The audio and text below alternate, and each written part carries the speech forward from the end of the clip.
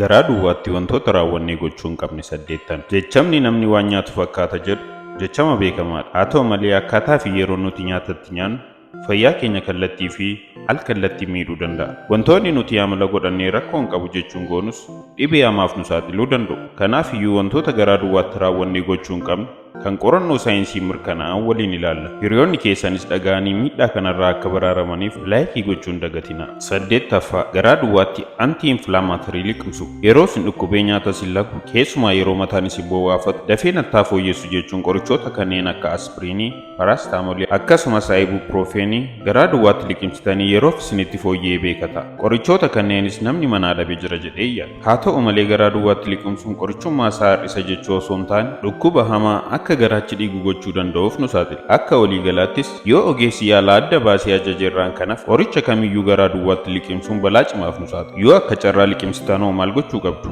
Akka furmaataatti daftanii aannan dhuguun miidhaa isaa salphisuu dandeessu. Aannan isa of biraa yoo dhabdan baay'istanii bishaan dhuguun yaada gaarii. 7. Garaa duwwaatti buna dhuguu. Baay'een keenya buna garaa duwwaatti dhuguu amaleeffannee jirra. Kan ciree osoo nyaatan illee dhugus jira. Yeroo hojiirra oollee dadhabnus ta'u barattoonni qayyabannaa gidduutti kutuun hirriba nurraa haa dhowwuuf yeroo nuti callisnee buna garaa duwwaatti dhugnu jira. Kun garuu baay'ee dogoggora. Akka qorannoo mirkanaa'etti buna garaa duwwaatti yeroo dhugnu asiidiin garaachaa akka heddumminaan oomishamu taasisa. Kun immoo dhukkuboota garaachaa kanneen akka garaa gubuu, asiid riiflaaksii, madaa'u garaachaa yookaan alsariif nu saaxila. Dabalataanis keemikaalli seerotoniin jedhamu akka baay'inaan hin oomishamne gochuun faayidaan nuuf kennuuf malu nu dhabsiisa. Faayidaawwan keemikaala kanaas ergaawwan sammuu keenya irraa fuudhuun gara kutaalee qaama keenyaa birootti dabarsuun akka sirriitti rafu, garaachi keenya sirriitti nyaata bulleessu, madaan keenya dafee qooru, lafeen keenya fayyaa ta'uu fi dhiigni keenya garmalee dhangala'u dafee akka qooruuf nu gargaara. Keemikaalli seerotoniin jedhamu kun miirri gammachuus akka nutti dhaga'amuu danda'u kan godhudha. Hir'inni isaas yaaddoo fi cinqii kan nutti fidudha. Kana malees garaa duwwaatti buna dhuguun diihaayidireeshinii yookaan bishaanni qaama keenya keessaa akka hir'atu gochuun kaleen keenya summiilee nu miidhan akka qaama keenya keessaa hin qulqulloofnes ni godha. Kanaafiyyuu garaa duwwaatti dhuguu dhiisuu fi yoo dhuguun dirqama ta'es aannan yookaan kireemiin maktanii dhuguun rakkoo kana ni salphisa. Yookaan ammoo nyaata xiqqoo dura nyaachuun furmaata sirrii ta'a. 6. Garaa duwwaatti alkoolii dhuguu. Qaamni nama nyaata osoo hin nyaatin alkoolii dhugee kan nyaatee dhugeerra alkoolii si'a lama ofitti fudhata. Kana jechuun namni garaa duwwaatti dhugu harka lama dafee machaa'aa jechuudha. Nama dafee machaa'uun barbaada jedhuuf kun yaada gaarii fakkaatus miidhaan kanaan dhufu bifa lamaan ilaalamuu danda'a. Tokkoffaan mataa dhukkubbii hamaa bulee nutti dhufu yoo ta'u, lammaffaan ammoo rakkoo yeroo dheeraa keessatti uumamudha. Innis tiruu, onnee fi kaleen akka hojii ala ta'an godha. Falli kanaa yoo jettanis rakkoo kana salphisuuf inni jalqabaa dhugaatii dhiisuu yoo ta'u, nama dhiisuu hin danda'u jedhuuf ammoo dhugaatii qabbanaa dhuguun akkasumas nyaata xiqqoo akka saanduchii dursanii fudhachuun dirqama ta'a. 5.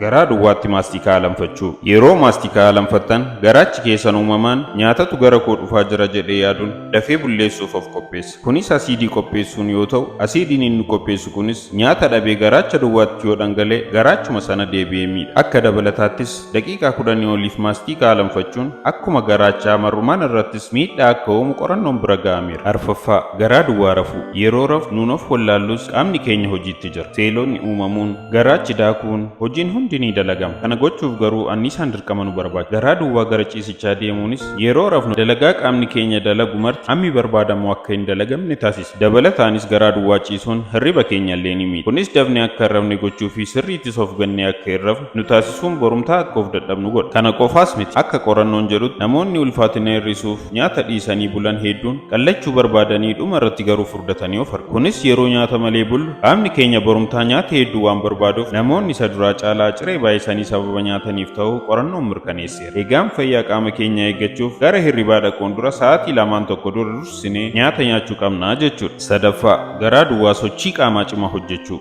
Garaa duwwaan sochii qaamaa gochuu kan deeggaran qorannoowwan tokko yoo jiraatan iyyuu garuu hundaaf mijatoodha jechuu miti. Garaa duwwaan sochii yeroo goonu anniisaa hedduu gubuu fi cimina keenya hir'isuu danda'a. Sababiin isaas qaamni keenya anniisaa guddaan kan argatu nyaatarraa sababa ta'eef. Kunis sukkaarri dhiiga keenyaa akka hir'atu, mataa bowwuu fi olola olola akka nu jedhu akkasumas akka nu rommisiisu gochuu danda'a. Kanaafis furmaanni nyaata osoo nyaatin ispoortii ciccimoo hojjechuu dhiisuun ispoortiiwwan sasalphaa akka aeroobiksii hojjechuun nurraa eegama. Ispoortii ciccimoo hojjechuuf garuu yoo xiqqaate shaakala dura sa'a tokko dursinee nyaata nyaachuu qabna. Lammaffaa garaa duwwaatti cuunfaa loomii dhuguu. Ammas gara asiidii garaacha miidhuutti yeroo deebinu asiidii garaacha miidhu kan of keessaa qabu cuunfaa loomii argina. Kunis namoota dhukkuba garaachaa qabanii fi xiqqoo dhukkubuu barbaaduuf garaa duwwaatti juusii kana dhuguun miidhaa isaa baay'ee hammeessa. Yoo dhuguun dirqama ta'e ammoo akka furmaataatti cuunfaa kana bishaaniin makanii dhuguun faayidaa isaa osoo hin hir'isin rakkoonni nurraan ga'u salphisa. Tokkoffaa garaa duwwaatti wal falmii dhiisu. Kun baay'ee isin ajaa'ibuu danda'a ta'a. Saayinsiin akka mirkanaa'etti garuu of qabuu danda'uun anniisaa barbaada. Yeroo garaa duwwaa taanu akka nutti hin tollee fi amala dhabnu nu godha. Namaa wal loluufis karaa bana. Garaa duwwaa wal falmuu fi waliin morkuu irra jalqaba yoo nyaanne tasgabbaa'uu fi of qabuu dandeenya. Jiruuf jireenya guyyaa guyyaa keessatti gaaffileen mudataniif barumsoota deebii laatan hordofuuf sabskiraayibii gochuun dagatina. Burseenaa biroon amma wal agarruutti nagaatti.